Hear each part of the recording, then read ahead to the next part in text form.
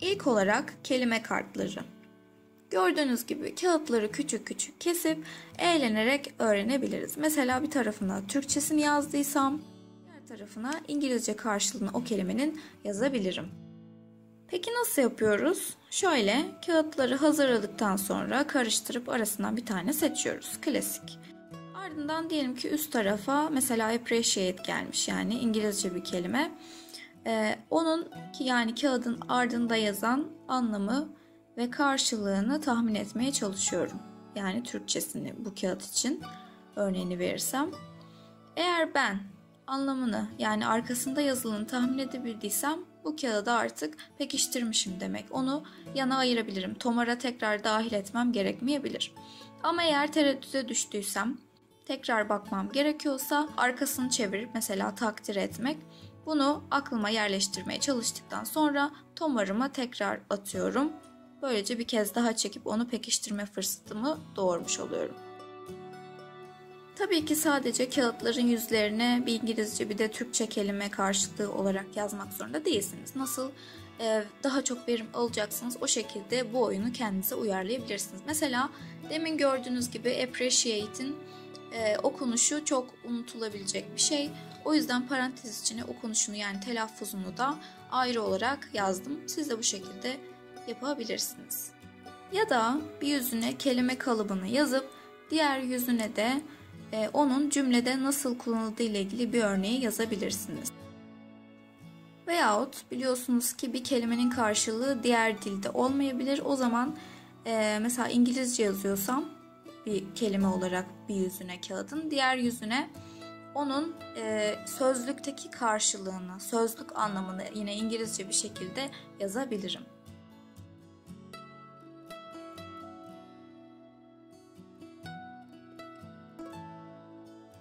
Örnekleri çoğaltmak mümkün. Dediğim gibi nasıl daha çok verim alacaksanız o şekilde bu oyunu kendinize göre uyarlayabilirsiniz.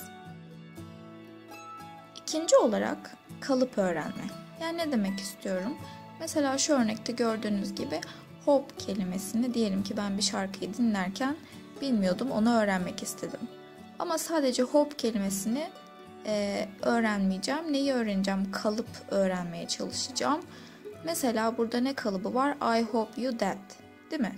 Ben bunu aklıma katacağım. Hatta şu cümle de seçebilirim, cümleyi de. I hope you that you get this message. Neden böyle yapıyorum? Çünkü hem o kelimenin cümlede nasıl kullanıldığını öğrenmiş oluyorum. Hem de kalıp olarak beynime oturttuğum için yarın öbür gün bana lazım olursa hemen dilimden kolayca dökülüverecek inşallah. Böylece. Mesela diyeceğim ki ileride diyelim ki umarım ki ile başlayan bir cümle kuracağım. Hemen oradan aklıma bu kalıp gelecek ve I hope you that diye başlayıp cümlemi devam ettireceğim. Tabi sadece şarkı sözlerinden kelime ya da kalıp yakalamıyoruz.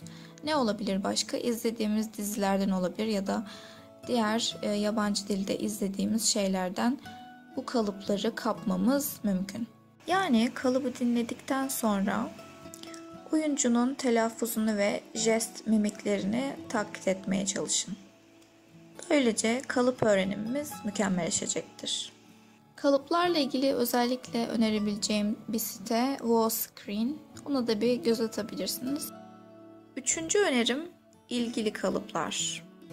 Yani mesela bölümünüzle ilgili ya da hobilerinizle ilgili kalıplar bulabilirsiniz. Ben mesela belgesel izlemeyi çok severim. Sizinle paylaştıklarımda en son öğrendiğim şeyler. İlgi alanımız olduğu için çok daha kolay bir şekilde o kalıpları beynimize oturtabiliriz. Örneğin favori yiyeceklerimizde mükemmel kalıplar oluşturmamıza yardımcı olabilir.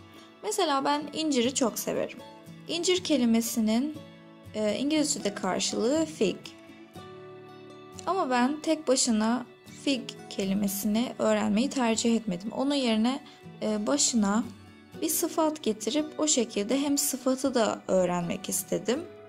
Onun için başına bilmediğim bir kelime olan rotten kısmını da getirdim. Yani çürümüş incir. Rotten fig olarak kalıbı oturtmaya çalıştım.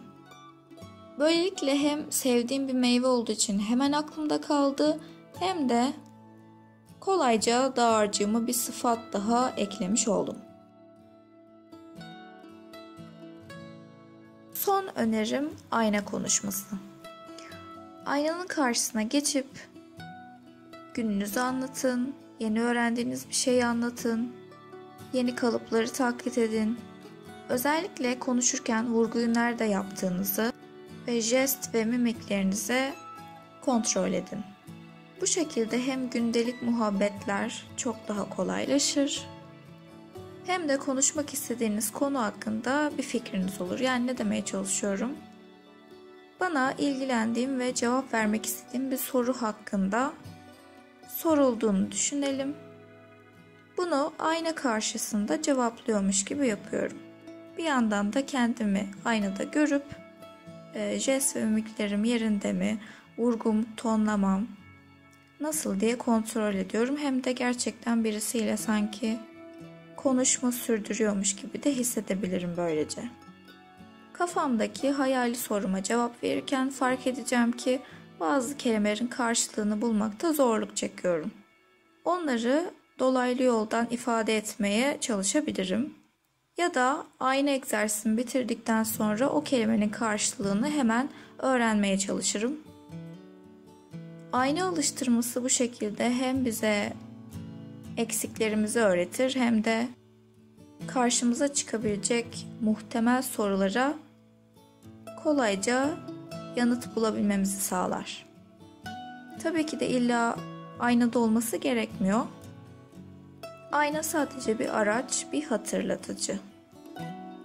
Çünkü normalde mesela canınız çekmeyebilir. Aman şimdi işte alıştırma mı yapacağım İngilizce için falan diye düşünebilirsiniz. Ama aynayı çalışma yeri olarak belirlerseniz daha rahat ciddiye alabilirsiniz, amacınıza odaklanabilirsiniz diye düşünüyorum. Umarım önerilerimi beğenmişsinizdir. Zaten uyguladığınız bunların arasından ya da memnun kaldığınız başka öneriler varsa gerçekten duymayı çok isterim. Çünkü bu dil öğrenimi hep devam eden bir süreç. Teşekkürler.